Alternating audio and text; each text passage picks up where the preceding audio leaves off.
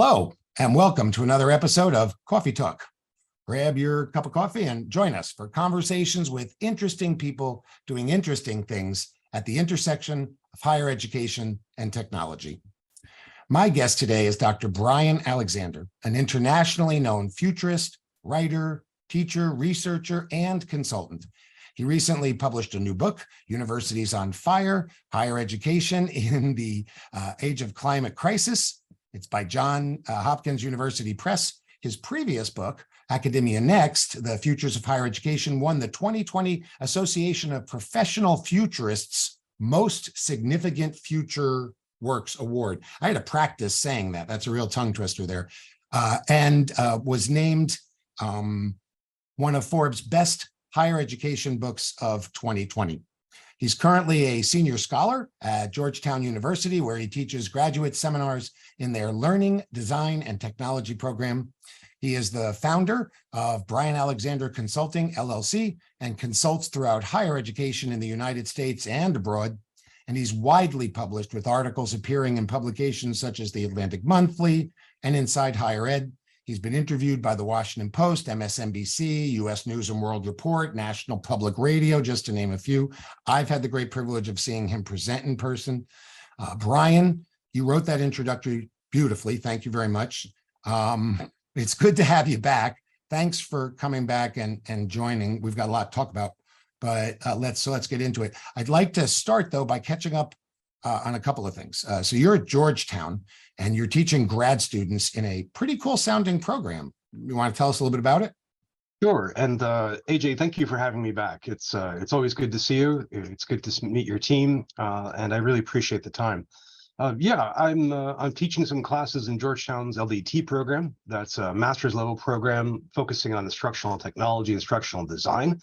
It's a wonderful program with great colleagues at Georgetown for me to work with, and wonderful students. Very international group, incredibly diverse in every sense. It's very exciting. I teach a few classes. I teach a class on technology and innovation. I teach a couple of classes that I created, one on education and technology, and one on the future of higher education. And it's really a treat.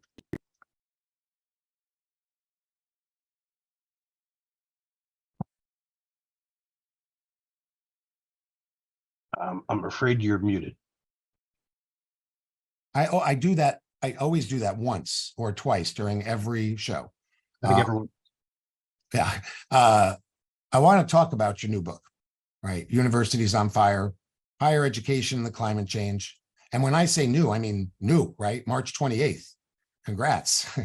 But I want to come back to that. First, I'd like to toss out a couple of thoughts. Get your Reader's Digest condensed version response. I think I may have just dated myself on that. So it's sort of like a little academic lightning round. In our last Coffee Talk, you mentioned that there had been a decline in public university enrollments over the past 9 years, and that was a couple of years ago. Mm-hmm. You predicted that there'd be an increase in cuts to adjunct faculty in those coming years and a rethink of what teaching will look like. Has that actually come to pass? Yeah. I mean, many institutions have, starting especially in 2020, cut adjuncts because it's easy to do so. You simply don't rehire them. And they did that with the ferocious economic pressure, the economic crash of 2020. And then also following the enhanced enrollment drop of 2020, 2021, 2022. Total enrollment continues to decline. Fall 2022 data shows that we are supposedly post-pandemic, whatever that means, but enrollment continues to trickle down, including for the first time in grad school. And so for a university or college, experiencing a decline in enrollment means a decline in income thanks to tuition and other fees. And so they have to figure out a way to cut costs, and not rehiring adjuncts is the easiest and swiftest way. So that's happened. The second point about rethinking education has been happening, and the major stimulus for this is what I've just mentioned. First, the pandemic, because quite a few people had to learn how to teach online, and then how to rethink that and make it better and better, especially in the face of dissatisfaction and lawsuits from some students. But on top of that is the continuing decline in enrollment. So there's a kind of nonprofit logic here. If your quantity of people served is declining, you turn to improve the quality of it. And that, so in this case, we're trying to not just recruit more students, but to keep them, retain them, and make sure they graduate. So that's led to a lot of interest in rethinking higher education. So, to what extent do you do high flex when you teach online? What are the best ways of doing it? How do you best support students? That leads to things like mental health. So yeah, I think so far both of those forecasts are borne out. Yeah. And we've seen a lot of that in our area as well. So, but we also speaking of which, we also talked about universities merging and shutting down. And this came up again in your recent book. And this was long before this happened with us, but last year, Montclair State announced it'll merge with Bloomfield College down the street here in July, saving it from having to close. It was the only HSBC college in New Jersey, right? So, but we've seen Chatfield, ASA, Casanova, Finlandia. That's all since January. I was surprised by the Wesleyan announcement. Holy Name, Cardinal Stritch, Presidio, all before the end of this fiscal year at the end of June. How bad's it going to get, and when is the tide going to turn? Well, it's going to get worse. So just to back up, in Academia Next, I was forecasting more closures, more mergers, and also just more cuts. So institutions keep operating, but they reduce their footprint in some ways. And all of those have been happening. Now, the interesting thing is that the initial impact of COVID would have accelerated that, but we had the Trump administration's CARES bill, which flooded us with a lot of money and kept a lot of higher education going. I don't think we truly appreciate just what a lifeline that was. But that money has run out. And right now, I think we're seeing the bill continuing to come due. And the institutions that are failing are almost inevitably have the same profile. They've experienced an enrollment decline, a sharper enrollment decline than we've seen. We've experienced, some of them have experienced cuts in state funding, recent and additional cuts in state funding, and all of them just run out of runway. And so they either close, and we've seen many examples of that, especially small institutions. We've seen some of them attempt to merge, and some mergers have succeeded, some have not. And mergers, in some ways, is I think a euphemistic term. It often means acquiring a failing institution, and in so doing, cuts will be made. The entire institution won't be preserved. It's parts of it are for the benefit of the merging organization. And we should expect to see more of that. I mean, the reasons are pretty clear. I mean, the enrollment decline has a lot of things behind it. One of them is the large demographic tide of a developed nation just having fewer and fewer kids. We also have what Nathan Graw calls a demographic cliff coming up. And that's based on the fact that in 2008, when we had that financial crash, a lot of people decided not to have babies. So looking at 2025, 2026, we should see that whole, or we should see that cliff continue. And nothing's turning this around, AJ. No one has figured out yet how to convince families to have more kids once they've gone through modernity. That is, once the society is richer, once it has better public health, once it has better healthcare, and especially once the status of women has been elevated, once women have access to reproductive capacity, once women have the ability to earn outside of the home, and especially when women have education. So, I mean, in the US, you've got some hardcore right-wing Republican lawmakers trying to do a version of this. It's never worked. Women will just leave and continue not to have kids at previous historical levels. So we're likely to face this. In 2012, I called this peak higher education, where the US reached its maximum enrollment. And so far, that's borne out. And we're just going to keep sliding down the wrong side of that peak. And by it's uneven. I mean, schools, nearest to you, thinking about, Princeton or Columbia, the very elite, they're not having issues.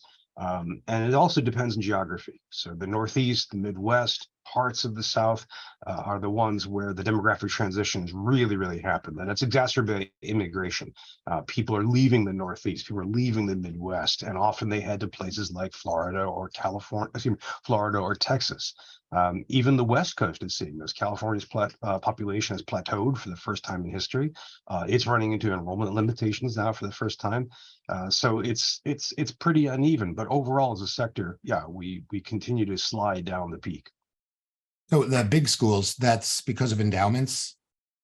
Endowments, reputation, and by big, it's not just scale. Although there's an interesting case to be made that we're seeing a correction in terms of scale. I mean, a lot of the schools that are closing are those that have student numbers in the range of several hundred or the low thousands. But also it's the reputation. So, mentioning Princeton, mentioning Yale, mentioning Stanford or Williams College, these are all, the top 1% of reputation, however it's measured. And they also have huge endowments, which, can matter to a degree. Speaking of Princeton, most recently, Princeton's president published a piece in the Washington Post urging people to go to college and making the strict ROI case that people who go to college tend to make more money in their lifetime than people who do not. But entertainingly and with an incredible amount of tone deafness, he began by bragging about Princeton's endowment. Opening line, which is just astonishing to read. But yeah, I think this is likely to exacerbate. No, the other thing is on top of this. Since Academia Next came out, I've been talking about what I call the shattered consensus, and that is, AJ, since you and I were kids, the national consensus was everybody needed more post-secondary experience. The more college, the more university experience you get, the better in life. And this has been a bipartisan consensus. It was a geographically widespread consensus. It reached all the way down to high school counselors, and all the way up to the multiple presidents. And then that's starting to break up now. You're getting people who are more and more terrified of student loans, student debt.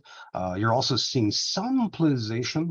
So people on the Republican right are more and more anti higher education, which doesn't stop their leading politicians from going to Harvard or Yale, but you still see that. And also, I think there's the anxiety about automation. Should I get a degree and then have it be obsolete right away? As well as the attraction to some people for jobs that don't require a college degree, jobs in woodworking and HVAC that right now are crying out for more workers, and can, if you play your cards right, get you into the middle class in your mid-20s without $1 in student debt. So yeah, I think the consensus is beginning to break up. Yeah, that student debt there at the end, right? That's a big component there. And you mentioned this. I want to talk a little bit about chat GPT for a second, but this whole badging movement, I remember EDUCAUSE talking about badging 20 years ago, and I thought then that it was a stupid idea, because it's like, we don't need Boy Scout badges. But now that businesses are starting to look to that badge to say, oh, it's good that you have a college degree, but oh, look at that, you have an intermediate skill in accounting, you're hired, right? But you talked a moment ago about people being outsourced to their jobs, and that has certainly come to light recently with the chat and the AI stuff that's going around. It's a huge topic, right? It's received a lot of attention. Everybody's talking about it. Recently, you wrote a couple of an essay on Forbes updates and how it can be used for deliberate practice scenarios. So what do you see as the eventual impact that this all has on higher ed? First, we have to think about the macro scale, and we don't know what the economic impact will be. And we've got to talk about that because higher education swims in the economy. This is, we're inextricably part of it, but also we are graduating, hopefully, students who will get, hopefully, jobs in the economy. And there's really three ways this could unfold. I mean, one is that we might just see widespread underemployment or unemployment as a result of automation. Now, this hasn't happened before. For the past 2 centuries, whenever we invented something new, like the car or the airplane, we've definitely outmoded previous industries, but we've created bigger ones to replace it. And that seems to be the pattern. So it may be that we break that pattern. And that we just end up with fewer and fewer people working, and when they work fewer hours.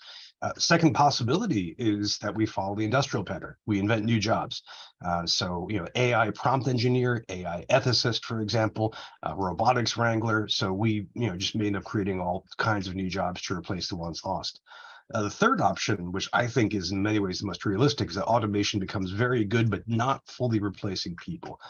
So think about air travel right now. Pilots don't have to do a lot of work. So much of it is automated, but we need to have them there for that 5 or 1% of cases where the automation can't handle it. The extreme example would be Captain Sully landing in the Hudson River, right? And the same is true of self-driving cars. Right now, they're pretty good. I mean, they're definitely better than Boston drivers, but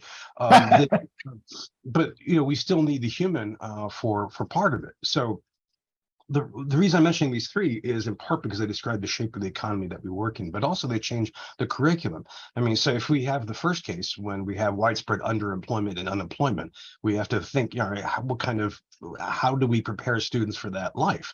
If, on the other hand, we have a whole bevy of new jobs and the death of old ones, again, our curriculum has to change. And in that third one, that kind of fusion of human and automation, we have to teach our students how to work in that world. So, I mean, so my first answer to your question is we got to think about those three possible tracks. But then the other one, right now, you know, what does AI do directly to higher education? There's a huge spectrum of views on this. I mean, there's the view that AI is going to be devastating, and in different ways, that it may crush culture, it may lead to an outbreak of propaganda, it may be that it crashes parts of the economy, it may be that we have social movements against it. There's the other view that it's just going to lead to an outbreak of plagiarism, and all the evidence I've seen says that that's definitely the case. It may be that we see this as something that can be used in the classroom. So we've seen all kinds of interesting pedagogies out there of, you know, the idea of having students make stuff with ChatGPT or Bard or Bing, and using that in class to help students talk about writing, and there are a lot of creative pedagogies around this. There's even I'd say almost the artistic idea. Ian Bogost, the great software developer, writer, thinker, has said that using ChatGPT is like playing the internet as an instrument, because it's trained on such a huge corpus. So basically, you know, it's a new art form. And then we also have the educators who say our job is to critique this, and that can show up in the science and technology studies, communication. So Nicole, this is one for you. You know, to teach students how to think about everything from what is the UX and what does that mean, to who owns these, what are the politics of them, and so on. So I mean, there's a huge spectrum of responses, and right now, I think there's some truth in all of them. But I think we need to get a better handle on how the technology actually works. Most academics I've talked to haven't actually used the stuff. We need to also get a better sense of where it's headed. Because, you know, as we record this, you know, we're talking about ChatGPT 3, 3.5, and 4. Hugging Face just released their own chatbot, which in my experience so far is not very good. These things are developing very, very quickly. Yeah. So when, you know, already I've been using Chart GPT, I've been using Slides GPT to produce content. I mean, I hate to not give you a decisive answer, AJ, but I'm trying to research and dive into this as far as I can, and I'll have more to say over the next 2 months. Excellent. Yeah, a couple of things I thought about, right? Was it the chalkboard or the book that was going to kill education? Or maybe it was CCTV. I can remember how many different things in our lives, Bryan, is going to kill education. You know, and before I came into higher ed, I was in the travel business for 13 years. They have a saying in the travel business: they don't pay pilots to fly planes, they pay them not to crash them. Right? So this speaks to what you're saying, is like, you know, AI can in some ways do many things, perhaps better sometimes. But I think that's, you know, that's sort of an interesting. I wanted to ask you about one more thing that wasn't on my list, but I want to get your book. So 30 seconds. Last time you and I were in the same place at the same time was in Arizona. We were standing outside after an event, having something to drink, I guess. And I said to you, what the heck is this blockchain thing? Right. And you talking to me about blockchain. Now, that was a few years ago, so things have sort of, you know, changed since then, but blockchain, is it still an issue? Well, it's far less of an issue. The initial academic use is still out there, and that is basically using blockchain to back up credentials. And there are a lot of interesting projects on that. We've already seen degrees issued on blockchain, and that seems to be, in educational terms, the main use. Other uses that have been floated, like using a DAO to organize education, have just not taken off. Now, beyond this, we have the problem of the enormous decline of Bitcoin. And this plays out in higher ed in a few ways. There was a brief moment where people tried to invest in Bitcoin. There is also the moment of educators trying to make NFTs, and all of that seems to have collapsed. I think there's an environmental aspect to this, which is slowly, you know, coming into awareness, which is that Bitcoin mining, if you do that rather than proof of stake, burns a tremendous amount of carbon. And so I'm waiting to see more and more campuses actually ban that from their campus.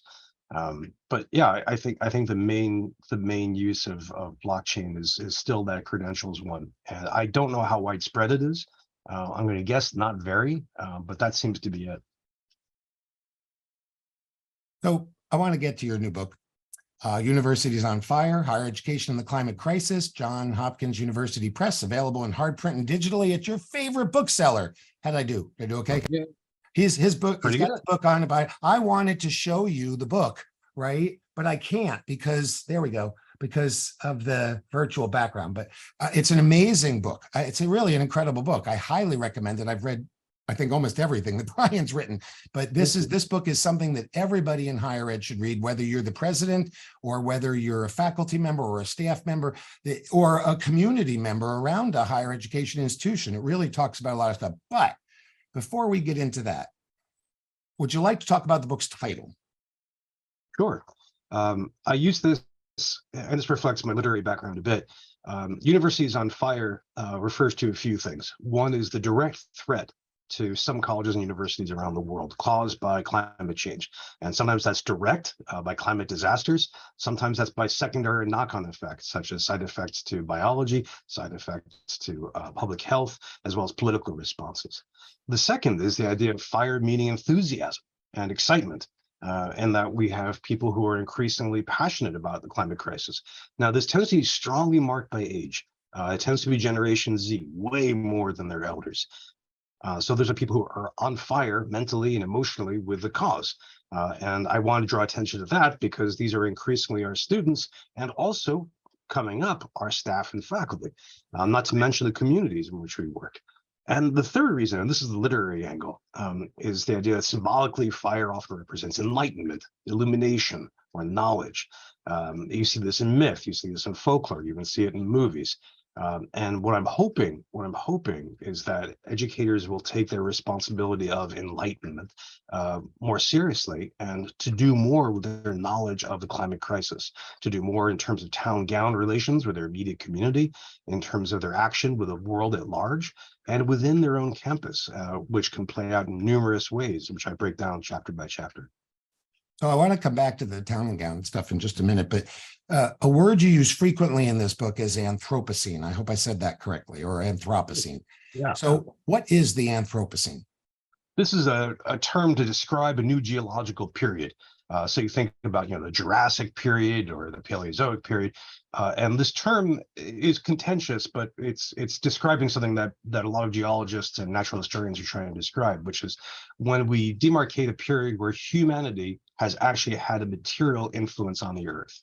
So you think back, say, 10,000 years ago, we were a pretty small species and we didn't do much. We couldn't say the world of turtles or the world of lions. We were just one mammal among many. But now, primarily through climate change, we've had this decisive impact.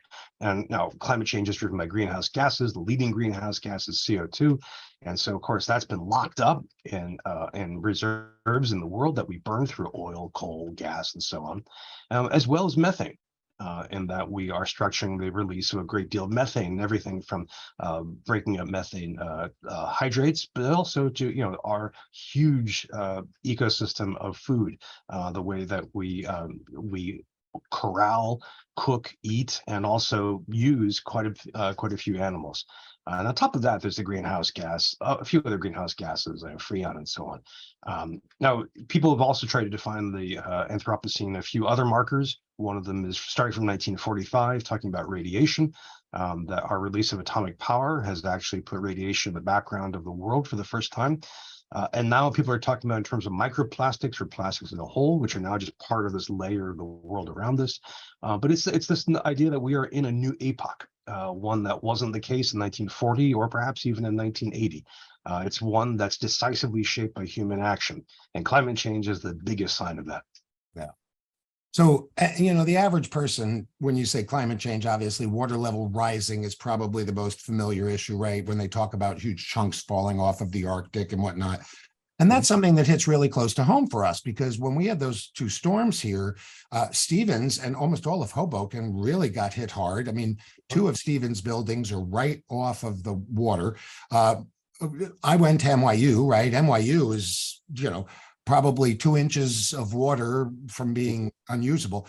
But at Montclair State, and you've been here at Montclair State, we're up on I don't want to call it a mountain because our friends out in the West would say, oh, that's not a mountain. But we're up on this big rise.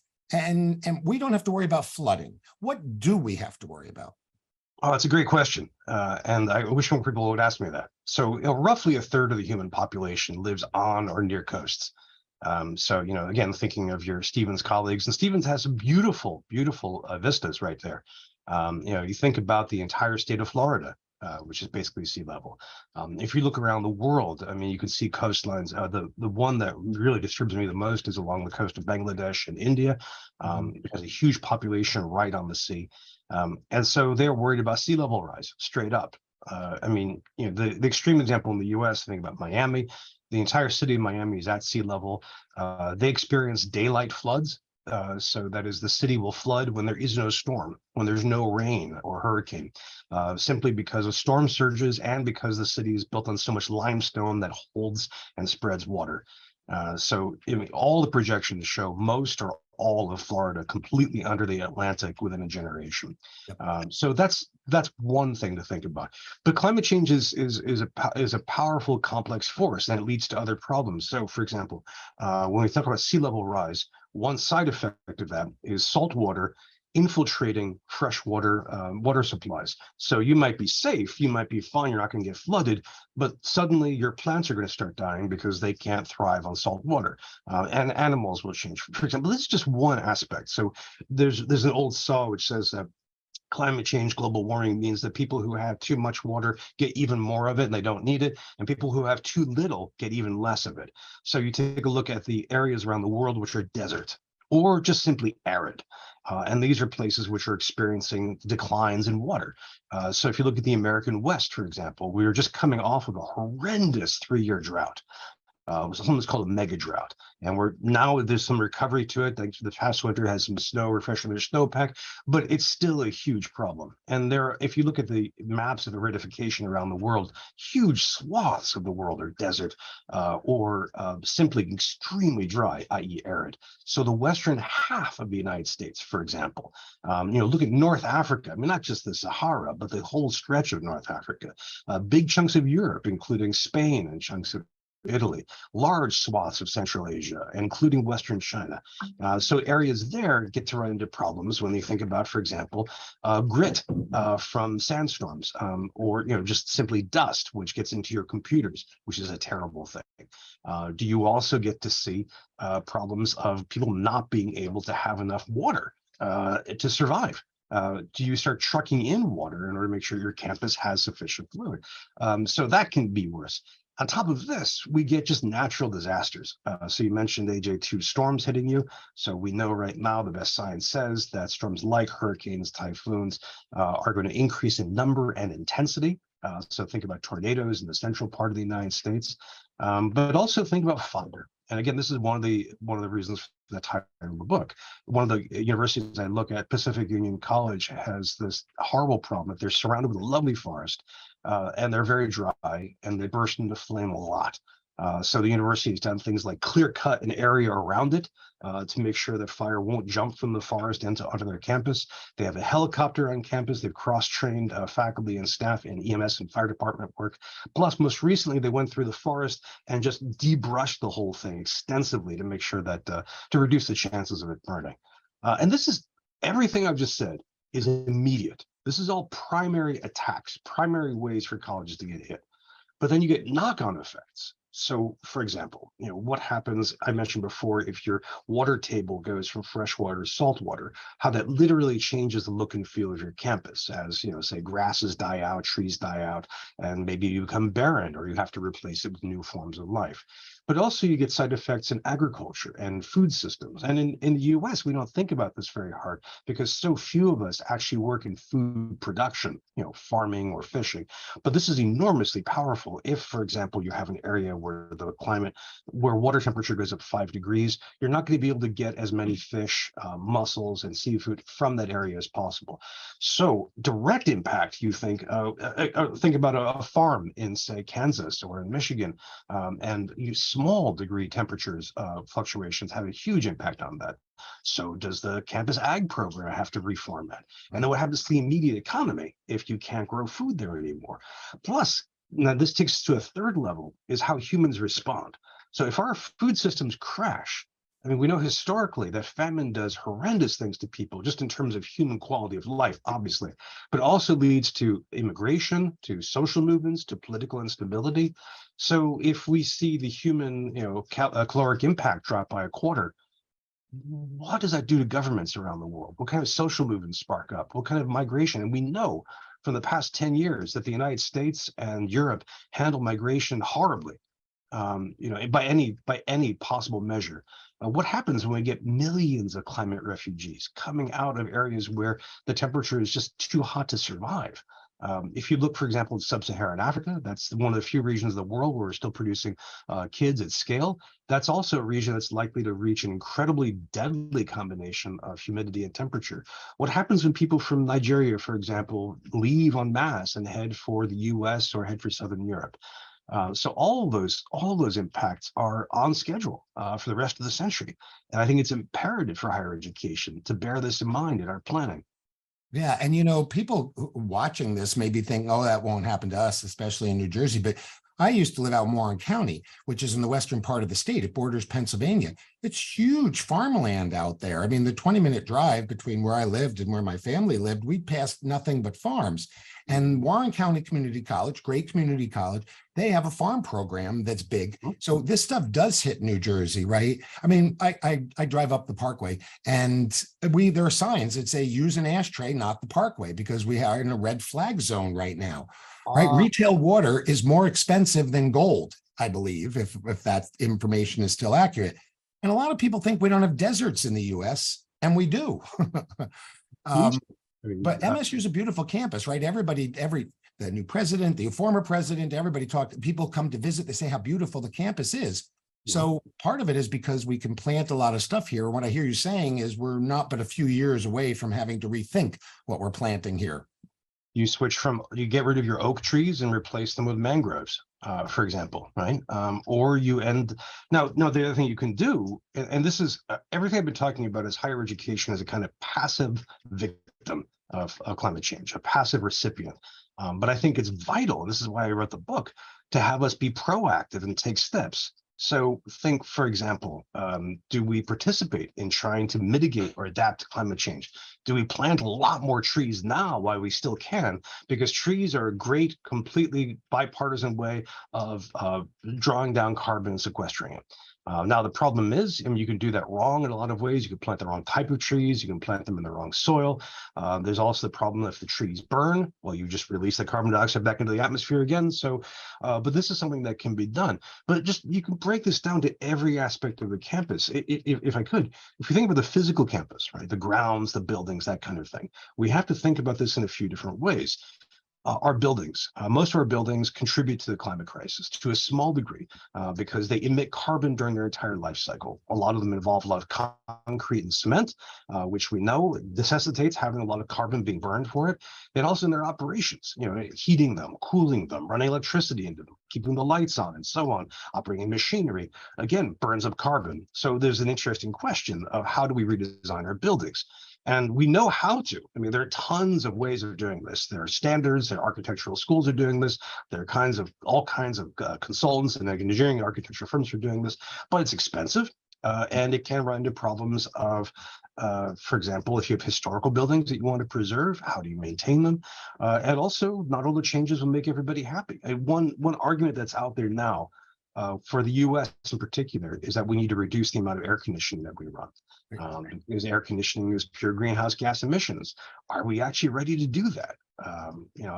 Especially for bigger, people who love cold temperatures like me. I've been teaching myself to be warmer and warmer. That takes some discipline, right? Are we waiting to do that at scale?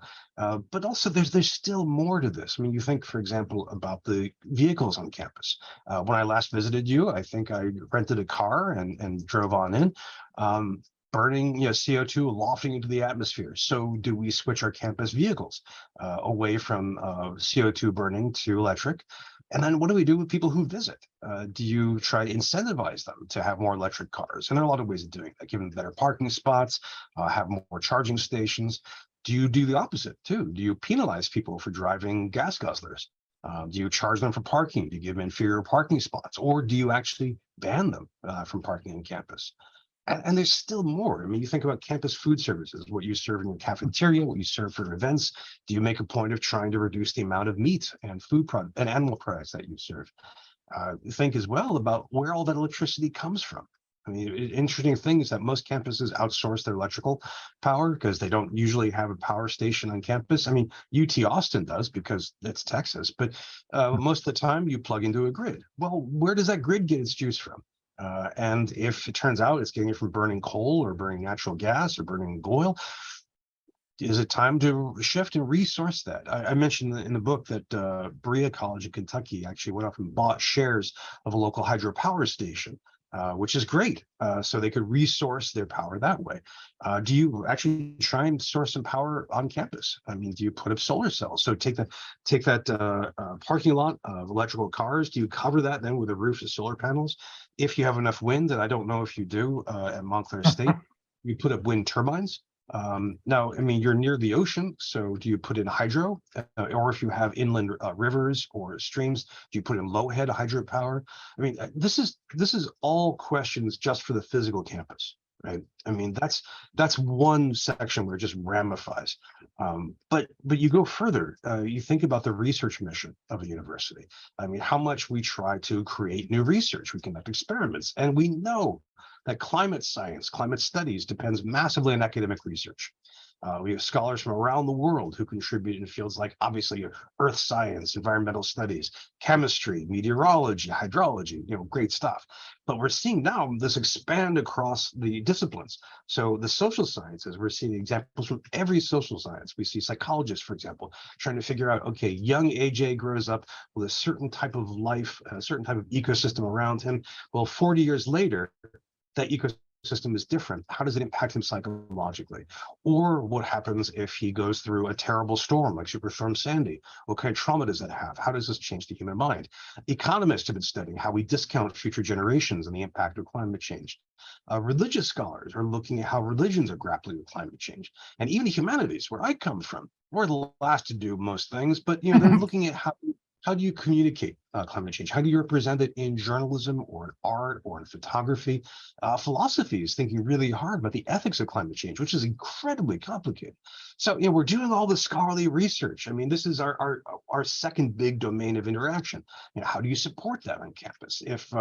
If you have someone who's doing leisure studies, for example, and they want to figure out the impact of climate change on that, how do you support them in that professional development?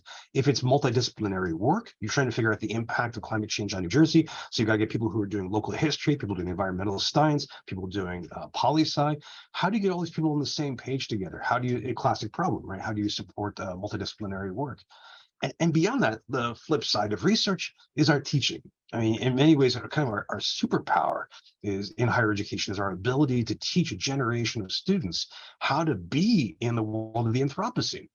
So when they grow up to become medical doctors, when they grow up to become citizens or voters, when they become political leaders, what should they know? And how can we encourage them to think about this? And so there's a whole bevy of stuff around teaching and learning, including education and technology. And then beyond that, we get to the town-gown relations. Yeah. One university I was talking to had this great problem that they wanted to plant a solar array just off campus. And so they got the whole campus on board. They went to the community. The community initially said, this would be great. They found a wasteland area was being used for nothing, so the occasional grazing. Okay, we'll set this up. Small group in the community opposed it because they want to continue their reliance on oil and gas. They're really upfront about it. Shut the whole thing down. That's one example. But there are tons of examples. One president of a university I talked to said that she really wanted to change their electrical power supply, except they were getting it from a community business. Oh, And the community business was burning, I think, natural gas. And she told me, yeah, look, if I stop that contract and give it to somebody else, it's gonna cause problems in the local community. I mean, so there's just endless amounts of issues to think about that. And then here's the last part: academia in the world itself, right? We're doing all these things which participate in how human civilization reimagines itself in the Anthropocene. Should we do this more seriously? I mean, if all the projections look at a spectacularly horrendous disaster coming up and unfolding, given the direness of that threat, what is the ethical responsibility of higher ed? I mean, if you talk to a professor, a student, a librarian, a technologist, a president, a trustee, and they look at that knowledge, and that knowledge is not hard to find, right? It's all around us. What should we do? I mean, if it's the 1930s, what should we do about fascism? If it's the 1880s, how do we respond to the Second Industrial Revolution? This is that scale of problem. What are we supposed to do?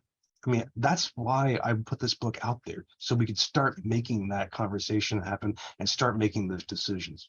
Sorry to go on at such length. It's a no, great that's question. okay. Because so how seriously fractured is this town and gown relationship due to the politicization of this issue, right? I mean, because education institutions are traditionally liberal, and now in this country, with the extremes, the outliers of political alignment, you could find yourself a liberal organization in a very, very conservative town that is a climate change denier, and then they're blocking everything that you're doing. I mean, is this a really big problem?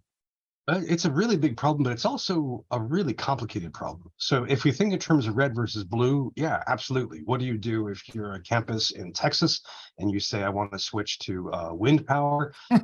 How do you do that in the face of a community so powerfully shaped by oil and gas?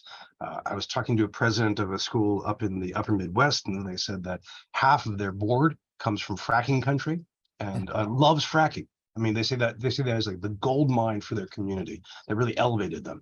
And so the other half of the board are college people who are all green, right? And they want to destroy fracking. And he said, well, how do you balance that? Right? It's a good question, right? But then there's micro-political changes as well. You think, for example, I mentioned the case of the local power company just being a local company, right, rather than being a giant utility. But then you think about what happens for other political reasons. So the state of California now, which is deep blue state, led by a very activist governor, has pushed a lot of climate regulations. Not all colleges and universities are ready for that. They're going to have to couple and catch up with that. So see that replaced or played out in different countries. The Chinese government, for example, is pushing very, very hard on climate change. So a lot of their universities, because it's an authoritarian state, have to immediately, spin and respond. So you think about a generation of Chinese scholars, have to spend a lot more time on climate change, right? Think about scholars and teachers and students who are in Europe, for example, the European Union having certain ideas and certain rules, or in Britain, which is kind of famously two-faced about this, which is, the British government for the past 10 years has been very pro-climate action, and at the same time has been expanding oil and gas drilling and expanding coal fields. How does that play out for a given university or a polytech? So I think the local politics for this are just going to continue to move, and they're going to change. I mean, it's possible that right now we're experiencing an intermediate stage before there's a kind of global consensus that on climate activity. It may take a lot of old people changing their minds or dying. In the old phrase, progress one funeral at a time. But also it may be that we just really do have an attitudinal change. That enough disasters occur which shape us, and also enough disasters which hurt our economies. And of course, in some governments where they are less lowercase d democratic, I mentioned China, for example, that this may simply be imposed. So the politics of this can be really, really wild. You're in New Jersey, right? A very, very blue state. There's just going to be this constant negotiation between what the state government, as well as the city government, county authorities, individual campuses want to do. And To be fair, I'm passionate about this subject. Right? But I'm a futurist. I work in the future of higher education. I have to look at all kinds of factors hitting higher education. So many universities and colleges are thinking of every other thing on the table as well. Thinking about racial justice, thinking about gender balances, thinking about the economics of their institutions, thinking about their research missions, which are wonderful and may have nothing to do with the climate crisis. So in some ways, they may have to play catch up and respond to what the community says. Speaking of the community, you had some great success with your last book, Academic Next. And in fact, that book, correct me if I'm wrong, was published in October, the October before the pandemic was official. And on famous page 26, right? I think that's the page, you talk about the impact of a pandemic on higher education. And that book was published long enough before the pandemic, because you had to have written that a year or so before. So you certainly had your finger on something. Those few sentences attracted a lot of attention. Which few sentences from this book are going to have the same potential impact? Oh, that's a great question. So if you haven't read Academia Next, I have the now notorious page 23. 23, sorry. No, this is fine. I'm glad you remember this. This is an introductory chapter where I ask people to imagine different possible futures for higher education, kind of the overture to get people thinking. And one of my ask them is to imagine what would happen if a pandemic struck the world, a pandemic around the scale of the Great Spanish Flu from a century ago. How would that impact teaching online? What might that do to college sports and so on? And nobody paid attention to that until about 3 years ago. And then people started freaking out about it, saying, Alexander, what did you know? Right? Show us your crystal ball, right? And all kinds. And the sad fact is, people in the futures field and in public health, they knew all about this. They've been working on this since the 90s, and they've done workshops. And I've actually done teaching exercises with my students, who were then, of course, pretty freaked out when this happened. But it was inevitable that we would have a pandemic. And it's inevitable that we will have more pandemics, because one of the side effects of climate change is that we're changing all these biomes, which means that all kinds of life get to die or move. We've already seen this in the Northeast. Forgive me, AJ, did you tell me that you had Lyme disease at one point? No, not me. Okay. But Lyme disease is named for a town in Connecticut, Lyme, Connecticut, and it has now moved and spread throughout the Northeast because the deer tick that carries it has moved as global warming has changed the temperatures where it's comfortable. So we should expect more and more pandemics. What I'm expecting, AJ, is to see more colleges and universities around the world take drastic steps. So I was talking about seawalls. Well, it turns out that the U.S. Naval Academy is actually building a wall to protect their library. Because appropriately, the Naval Academy is on the water. I mean, that makes sense, right? But their new library, which is really interesting, is just at a bad spot. So they're actually going to build a wall and also elevate the building to an extent. So I'm waiting for more examples of this. Jakarta in Indonesia was the capital of that nation. Jakarta, like Miami, is on sea level. So the Indonesian government actually relocated the capital itself inland to another city because they didn't want their capital to be underwater. Well, there's at least one university within a mile of the Pacific Ocean in Jakarta. When did they decide to relocate? And the relocation, this could take all kinds of, it could be that Stevens University moves down the street from you, for example, just to pick a local example.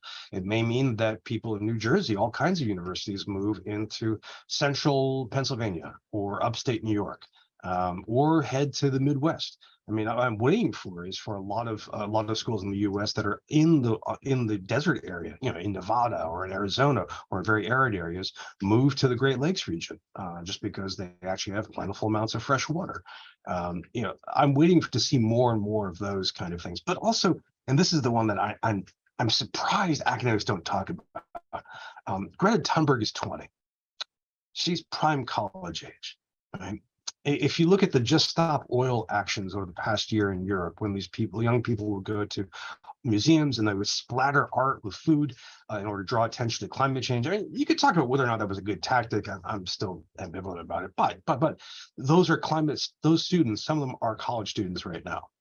So what we should expect is more and more student action, more student activism. And this could play out in all kinds of different ways. There's a Harvard story. I'm sorry if I'm forgetting her name. I read about this. She's a law professor who apparently did groundbreaking work in law and climate policy. So everyone loves her. This is great stuff. Turns out she also has a seat on the board of ConocoPhillips. This is the oil giant, which is now happy because the Biden administration, stupidly, in my estimation, gave them the Willow area in Alaska to develop. And so a lot of Harvard faculty and a lot of Harvard students have been calling her out on this, saying it's hypocritical. She defends herself, saying she's trying to, get the oil company to think better. Other people are calling her an abettor of greenwashing. And this is just Harvard. Harvard's an outlier in every sense of the imagination. But what happens when you're in, say, Louisiana, and you learn that you have faculty who are petroleum engineering specialists? And if you're a climate activist, do you deem them to be criminals against humanity, guilty of abetting ecocide? Are those students going to be happy about this? If they can't take enough climate classes, what are they going to do? In the University of Barcelona, students this fall struck. They occupied campus buildings. Why? Because they wanted to require the university to require all students to take classes in climate change, undergrads and grad alike. And the students won. The university then imposed this. So if you're a grad student in philosophy, if you're a grad student in bioengineering, you now have to take a class along the way on climate change. So that's my page 23 here is I'm waiting to see more and more student uprising, student activism on campus. And I'm fond of this. I support this myself personally, but I know this is not necessarily popular. What happens if a student group goes to the campus buses and lets all the air out of the tires because they see buses as emitting huge gouts of CO2? Let's say the buses belong to the sports team. Is this going to make donors happy? What happens if students are involved in some action that involves some degree of violence, whatever that violence may be, against property, against people? How do we respond to this? And how do we respond to student movements in general? Not easily.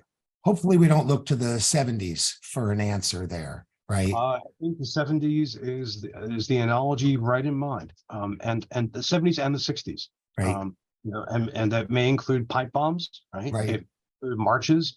It may include sit-ins and strikes, teach-ins, and again, like the 60s and 70s, these are in dialogue with the situation right around you. So you may have student activists who leave campus and go down to another place to do something. It may be that that some action happens off campus that splashes over to your campus. So I think it's quite possible that we can see this. So that's my big bet for page 23. Right. Perception's 100% of the truth, right? It doesn't make a difference whether that thing happened at Montclair State, but when the press reports that a group of students from Montclair State, it doesn't really make a difference, right? So I'm not at all surprised you have a crystal ball, right? First of all, I thought about that one woman you were talking about, and what I often hear people say to rationalize their behaviors, change comes from the inside, is often the excuse that they'll use to excuse their bad behavior. I'm in the inside trying to make change, right? But I tell you, it made me feel old that Greta Thunberg is 20, right? That really. Well, look at these 1 years. Where do you think they came from? Talking to me, probably. Yeah. So you make a point of letting the reader know that you're using more than just the traditional academic sources. Why is that important? Not to just let the reader know that, but also to use those other sources. Well, in part, so if you look at the end of the book, which nobody will do because it's a scholarly book, right? But if you look through the sources and the endnotes, there's stacks and stacks of scholarly citations, especially for the chapter on research. So I cite a lot of this, but I also cite a lot of journalism because so much of this is just happening now. Now, it's a book. It takes a few years to write, so there's a lag time. So it may be, some of the journalism I write about is now appearing in the scholarly press just because of the lag time of the book. But a lot of that is that fresh. But also a lot of the climate movement is occurring not just in peer-reviewed journals and peer-reviewed books, but also in social media and in journalism and in political arguments that occur live. So I have to rely on that as well. Plus, this is a work of futures. I mean, just to back up, I started writing this because my previous book had looked at American higher ed for the next 30 years. I wanted to double down on this. I want to look at global higher ed for the next 75. And as I was working on this, truly an immense task, I realized that climate change was enormous impact factor, but that it wasn't being talked about very much, for my estimation. So I decided to focus in on that more narrowly. Well, if you look at that going ahead, if you look at that next 75 years, you have to be talking futures and forecasting. So this is where scenarios comes in. This is where extrapolations and trend forecasting come in. So to an extent, this is speculative, but it's all grounded in the work of researchers, including the IPCC reports, which model these things out, a century and beyond, as well as in futures work, where we try to understand the multiple ways this could play out. The IPCC makes this futurist happy because they offer a series of scenarios, and they've tracked the scenarios over time. And I talk about this in the book in a few different ways. In fact, the book is, except for one chapter, the book is based on kind of middle of the road scenario. Not too bad, not too good, just a kind of middle of the road. One chapter does do with extremes. It has the best case possible and the worst case possible. And the worst case section is the scariest, grimmest thing I've ever committed to print in my life. But I think we have to think in those futuristic terms in order to look at, well, the future. So yeah, it's a scholarly book published by Scholarly Press with tons of scholarly footnotes and other resources and other methods involved as well. Yeah, yeah, when you talk in the book about how you feel when you're having to immerse yourself in that worst case scenario, I started to feel that way. So this is something that we often see. You and I have common interests in learning design. We've worked together on a number of things in that area. Learning design is another area where that happens, right? Digital pedagogy, you can't wait for that research journal article to finally get published, right? You want to know what's going on. And I think people who read these OE stuff, this open stuff, understand that this is what we're seeing now, and it will eventually be vetted in some way and in a more academic way. But I'm encouraged by seeing, we're going to be doing a panel next year on open educational resources and stuff. Hopefully I can get you back for that, but learning designs in that area. We're running out of time, of course, as we always do. What are you working on next for your next book? Oh, that's a great question, and I'm trying to decide right now. I've had contacts from different publishers, different people I talk to, including my supporters in different places, have been urging different topics. So it's likely that I will spend the next 2 months deeply immersed in generative AI, and that can lead to a book. It's awkward because of the lag time involved in producing books. I'm also looking ahead at the next 200 years, and trying to figure. I've identified what I call the battle for the future, two completely opposed ways of anticipating the next 200 years. And that's an idea that I just can't shake. It just comes to me every single day. So that might be it. The other is I've been teasing a project for a couple of years, which is an ebook on how to do webinars well. The title is Webinars That Don't Suck.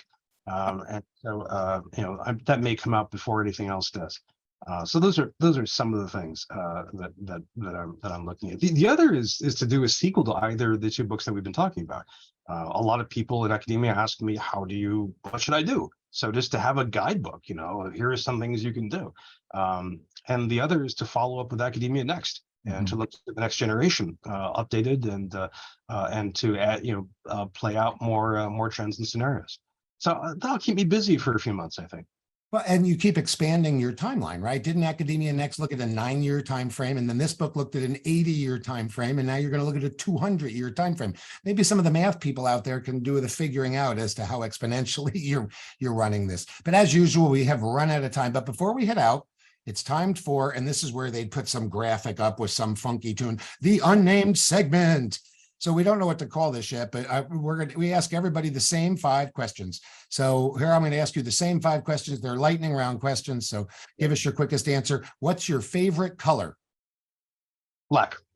Okay. I expected you to say green, no blue, or some other Monty Python reference there.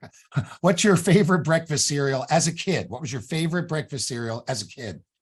Never ate it. Never liked breakfast cereal. All right. If you could live anywhere in the world, where would you live? Today, I would think Malta. Malta. If you could have one superpower, what would it be? Immortality with good health. I like that one. I'm gonna cheat on that one. If you were a cartoon or an animated character, who would it be? Invader Zim. Invader Zim. Excellent. Bryan, thank you very much. As always, it's a pleasure. I hope you'll join us again. Perhaps we can talk about doppelgangers in the Romantic era fiction and poetry. I understand you know a little bit about that. A bit. It's an absolute pleasure. Thank you for being a great, energetic host and interlocutor. And my thanks to the tech team for getting this all out there. I really appreciate you all. Thanks, Bryan. My guest has been the amazing and fascinating Bryan Alexander. Please rush right out and get his latest book, Universities on Fire, Higher Education in the Climate Crisis. I really do highly recommend it, as well as his previous book. It was a great read.